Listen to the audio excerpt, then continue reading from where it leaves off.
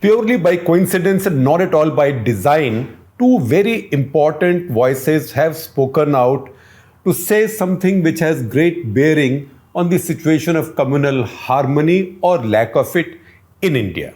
So, one is the RSS chief, Mohan Bhagwat, and the other is the US Secretary of State, Anthony Blinken. So, Mohan Bhagwat, as we have seen in the headlines today, he said there's no need searching for a shivling, trying to find a shivling under every mosque, basically saying let's get a move on. There is no need to raise a new issue every day, the new matter. There is no point raising a new matter daily. That's also his exact quote. He's also said Gyanvapi matter is ongoing. So what does this mean? Now, immediately, many different interpretations have been made. But you know what? When you make interpretations just looking at the headlines or press reports, I'm not saying media is unreliable, but a report is just about 300 words, 250 words out of a long speech of more than 30 minutes, which if transcribed would be thousands of words. So important thing is to listen to the speech. Listen to the speech, hear between the lines, and then come to a conclusion. So I will try and explain to you what I think that means. To declutter that, although I think in my view, he's been quite clear, and what he has said should not be subject to hasty conclusions on this side or that, on the left or on the right, on the Hindu side or the so-called secular / Muslim side. There is no scope for misinterpretation. So I will explain to you what I think he means. So that's one. The second is Anthony Blinken. The US Secretary of State, he presented the State Department's annual International Religious Freedom Report. Now, this is US State Department's IRF. This is not the Congressional Committee on International Religious Freedom. That we had spoken about some time back. That was very damning on India. In fact, that had gone to the extent of recommending the use of sanctions against India, particularly against some individuals in India who might be involved in communal excesses or religious excesses. So this is not that. This is the government's own report. This is the report that the US State Department presents to the Congress. So to that extent, this is more sanitized, and it's also more important. So presenting this report while holding forth on the aspects of the report, Secretary Blinken said, we see from this report that there's a lot of work to do in the world, and he especially refers to Quad friend India. In that statement, he says, for example, and this is an exact quote, so I quote, for example, in India, the world's largest democracy and home to a great diversity of faiths, we've seen rising attacks on people and places of worship. Now, this coming from US Secretary of State is not nice for us Indians, particularly because the US is an ally. So this is really a lover throwing a brickbat at you, right? Because if you are my ally, my friend, we are together in the Quad, how can you say such rude things about me? But such things happen. This is an open world. Such things happen. So I've also done a reading of that report, and I will tell you what that report means. Now, first of all, Mohan Bhagwat. What is Mohan Bhagwat saying? Listen to him very carefully. I will share with you a link of his entire speech with the description of this episode of Cut the Clutter. What we do on the print is that very often speeches, statements, press conferences, parliamentary debates, sometimes we publish in full, and we call it the print uncut. That is so that a record remains for you to check from the original source. So nothing is lost in translation and nothing is overinterpreted or underinterpreted. So what is he saying? He's saying there's no point raising a new matter daily. There is no point looking for a shivling under every mosque in the country.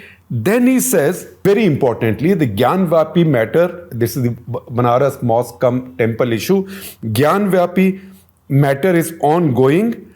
And then he says, neither today's Hindus nor today's Muslims have caused this problem. He says that Muslims came into India as invaders, and then they destroyed many places of worships, devasthanams, as he says, because they wanted to exhaust the morale of Indians or the Hindus, because they wanted to take away India's independence. But he says today's Muslims in India, we know that their ancestors were Hindus. So Hindus have no ill will against them, and Muslims have no ill will against Hindus, and they should resolve many of these issues together. We must listen to him very carefully. Issues were raised over places where Hindus have a special devotion. Hindus and Muslims of today did not cause this problem. Ancestors of today's Muslims, Hindus, so they must understand that some of these places were taken away to suppress the morale of the Hindus. Obviously, he doesn't say it, but you can't lose the fact in translation that what he's referring to is Ayodhya, Varanasi, and Mathura. And he says it is these issues, these places which Hindus particularly feel devoted to, that everybody should respect. These sentiments should be respected. So once again, my translation of what he said is that, look, let whatever is happening in Gyanvapi be decided by courts. In fact, he says that either the two communities should talk within themselves and settle these issues, or let these go to court, and whatever court decides will be then accepted by all, or should be then accepted by all. He says the RSS is now not going to bless or launch any other agitation over another temple, but these arguments can go on in courts or between communities. So he's not saying that no other issue will be reopened, that everything is closed. He's saying, on the other hand, I think quite clearly he's hinting that Mathura and Varanasi are issues which are of special importance to the Hindus, and Muslims should appreciate that. I'm interpreting him, and tell me if you think I am wrong. And so Muslims should make an accommodation. Otherwise, let people go to court, and whatever happens in court will be accepted. So that is how we need to understand what he's saying, because I see him being criticized by both sides, as usually happens. One side saying, he's just being a hypocrite, because obviously he doesn't mean what he's saying. He will launch agitations over other sides as well. The other side is saying, on the other hand, the Hindu conservative side is saying that, RSS chief, how can you sign away the Hindu interests? So any which way you look, you can see that he's making a subtle point, and that needs to be understood. Now, this US IRF report, what does it say? If you read this report in full, and I'm sharing with you the entire report and also the India section. In fact, when you go to the report, you can go to the country, there's a choice, go to India, you will get the entire India section. It's about, I'd say, about 5,000 words. So read that. A lot of it is like a compilation of Indian media reports of incidents. The other interesting thing that you might find is, you might instinctively think that if there is an international report questioning the record of communal harmony in India, or communal discrimination in India, or victimization in India, it will be mostly about the Muslim community, because most of the news that we see and hear is about that. In fact, when you say hate crime in a lot of sections of the media, that means crime against Muslims. This report, when you read, the one surprise, and I will tell you also why it's not a surprise, one surprise is that the more incidents referred to in this report are about Christian community. They're about Muslim community. In fact, many more about the Christian community than about the Hindu community. That is a very important thing to understand. Because in the US, a Muslim lobby has only recently come up. And that is the lobby, that's a strong group in the Democratic Party, because Democratic Party gets minority votes. Also, they have some Muslim Congress people. We just had Congresswoman Ilhan Omar go to Pakistan, go to POK, and that became a controversial thing. And that is what led to US State Department to clarify that she was not there in any official capacity. So Democratic Party, they need the minority vote, the Muslim vote. They have these Muslim congresswomen or congress people. So they have a commitment, and they have to deal with pressure from the Muslim groups and Muslim lobby. And similarly, South Asian Muslims, Indian Muslims also in the US have formed strong lobbies. But much bigger lobby in the US is the Christian lobby. So the Christian lobby, because America, as we know, has the largest percentage of churchgoers as to the population for any Christian majority country. A lot of America is called the Bible Belt, and there are very strong Christian organizations. And those organizations are much more powerful in the Republican Party. So India is in a situation where both the lobbies, which are important to the Democrats and which are important to the Republicans, now raise these issues and they bring pressure on India. But still, the Christian lobby or the Christian group is much stronger. And that's what you find when you read through this report and you see incident after incident after incident, you will see much more complaint about excesses against Christians or discrimination against Christians or withdrawal of FCRA permission of Christian NGOs. In fact, the expression the report uses very often is faith-based NGOs. They don't say Christian NGOs, they say faith-based NGOs, whereas they might say Muslim NGOs. So when they say faith-based, that's code word for Christian NGOs. So see, there are mentions of anti-conversion laws, that 10 more states passed their anti-conversion laws. There is a great deal of mention on so-called love jihad laws. There is a great deal of mention of the anti-CAA riots in Delhi and what happened after those riots, although the riots were of 2020, what happened after those riots, how many people were arrested. It says 1818, that is 1818 people were arrested. In fact, you get a lot of data in this report that sometimes you might struggle to find in our own media and in our own sources. So they say 1818 people were arrested, 1818, after anti-CAA riots in Delhi, in which 53 were killed, including 2 policemen, 35 Muslims and 18 Hindus. This report gives you precise figures. And of those arrested, 956 were Muslims, 868 were Hindus, and at the end of the year, 1,204 were still in jail, and only one person had been convicted, and that person happened to be Hindu, who had burned the house of a Muslim family. Then this report also talks about Umar Khalid and others being detained for a long time. So most of the cases quoted there are cases that we know about. One important issue, when you look at these cases quoted, you'll find a majority of them come from BJP-run states. And at some point, the report also says that faith-based NGOs report that most of these laws have been enacted or are being enforced strongly in BJP-run states. But there are also some non-BJP-run states. There's one case, for example, of a Christian complaining of being arrested unfairly in the state of Odisha. There is one case in Jharkhand which is sounds quite important. This is a case of 2 Muslim men in Jamshedpur in Jharkhand who said that policemen arrested them and kept them in jail, kept them in the lockup for 7 days, used anti-Muslim slurs with them, made them also commit unnatural sexual acts on each other to humiliate them. And what were the police after? They say the police were after the whereabouts of a Muslim man and a Hindu woman who had disappeared. So this was once again a love jihad kind of thing, but it was not in a BJP-run state. And again, the report says that no action was taken against these policemen, although complaints were filed by these people. Then again, the report quotes copiously from an organization called United Christian Forum, which says that 29 Christians have been arrested in 3 states on charges of conversion. One faith-based NGO, the report says, noted 112 complaints filed by Christians of discrimination and of violence against them, in which only 25 were registered as FIRs by the police, and there also there is no update. So when Christians go in complaint, nothing really happens.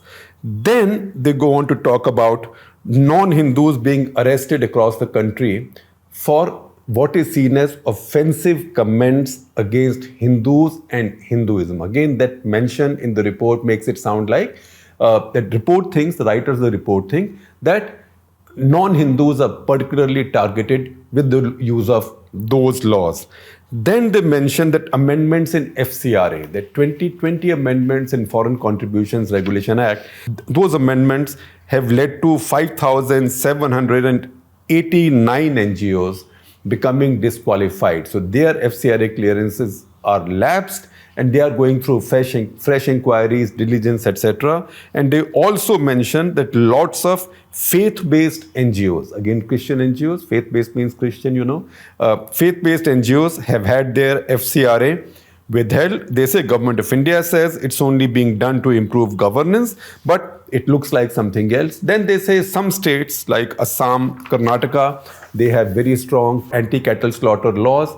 They also note that in the state of Assam, the state government has said that all theological content will be taken out of the syllabus of state-run madrasas, state-funded madrasas, and state-funded Sanskrit schools. But the report says that the information they have is that this has affected madrasas a lot more than Sanskrit schools in the state. The report, of course, takes note of many cases where the courts have been critical of the police investigation, particularly Delhi riot investigations.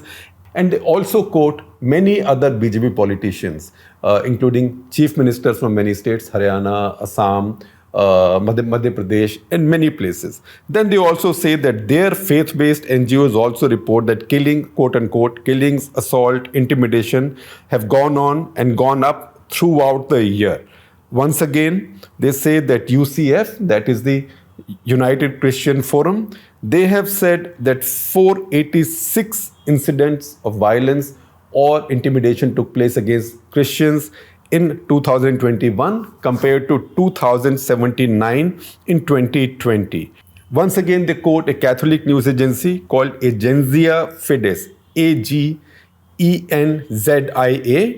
FIDES, Agenzia Fides, to say that there have been 13 incidents of violence and threats in Uttarakhand, Haryana, Uttar Pradesh, Chhattisgarh, Madhya Pradesh, and Delhi against Christians. So once again, if you go on and on, again, they come to Madhya Pradesh, they talk about attacks on pastors, they talk about attacks on pastors in Jhabua, which is a tribal region of Madhya Pradesh. They also quote a Vishwa Hindu Parishad leader in Jhabua who demanded a ban on all churches because he said that churches are converting innocent, gullible tribal communities. They also then take notice of vandalization of mosques in Tripura and also the killing of 4 Muslims by a cow vigilante in that state as well. Once again, remember, it's a BJP state. There are other incidents also. Many of these incidents, in fact, we haven't heard very much about in our own media. So there is the case of Babu Bhil, who is a Rajasthan tribal, who they say on June 14, 2021, was lynched to death on suspicion of cow slaughter. Similarly, there are some other cases. Of course, some Vardis like Yati Narsinghanand, Saraswati find a mention in the US State Department's report on religious freedoms in India and his statements in Hardwar saying all Hindus should take up arms and exterminate all Muslims, etc., etc. Those find a mention in this report. The report also says that one interfaith marriage has now become very difficult, and they quote Sanjay Hegde, the lawyer, to say that now for interfaith marriage, you pretty much need government's permission, otherwise you can't do it. But they also mention some cases that we might not again have heard so much about in India, and I think some of these need investigation. So in Bihar, they talk about a 14-year-old Christian boy from Gaya who had acid thrown on him and later died in hospital in Patna. And they say that the police made out a case of self-immolation against him, whereas the fact is that his father, called Vakil Ravidas, he had converted to Christianity 5 years back, and people in the village had been telling them not to go to the church or threatening them with consequences. And this is how it happened. The report also notes that the police actually has a consent letter signed by the parents of the child, of the teenager, that he killed himself, that he was not killed by others. That, in a village in Gaya in Bihar, those consent letters, even for the police to need a consent letter like that, I think I will need more convincing that that's a genuine thing. So there is something there to worry about. So do read this report, because as we go on, it looks like everybody finds a mention. Mamata Banerjee finds a mention, because during the election campaign in West Bengal, the report notes that she made an appeal especially to the Muslims to vote for her. And they say under Indian election law, that is not permitted. So they see that as an example of a kind of communalism. Similarly, they also take note in the passing of killings of Hindus and Sikhs in Kashmir Valley. And they also talk about the one case where they are critical of a Christian pastor, that is Bishop Mar Joseph Kalarangat in Kerala, who said that Muslims want to exterminate all other communities and they use all kinds of weapons, and love jihad and narcotic jihad, quote unquote. Love jihad and narcotic jihad are also their weapons. And then, of course, they come back to quoting other Christian or faith-based NGOs. So another one that finds a lot of mention is Union of Catholic Asian News Service. Now, once again, we have to understand this. This is America. There is politics. This is a democracy. Everybody has to get elected. Religious groups have vote banks. They also have lobbies, right? So in America, India faces this double challenge, because both the Muslim lobby and the Christian lobby, they are both building pressure on the US administration to talk about religious freedoms in India. And US law being what it is, it's not as if US government is not Xi Jinping's government. So it's not as if they can say we will not say anything adverse about our friends. So this is stuff that either we in India have to be thick-skinned and put up with it, or frankly, if you want my view, and this is opinion now, if you want my view, there is no harm in us also cleaning up our act. Because frankly, why do anything that our constitution does not allow us to do, that the founders of our republic did not want us to do, and also in addition, it embarrasses our friends as well.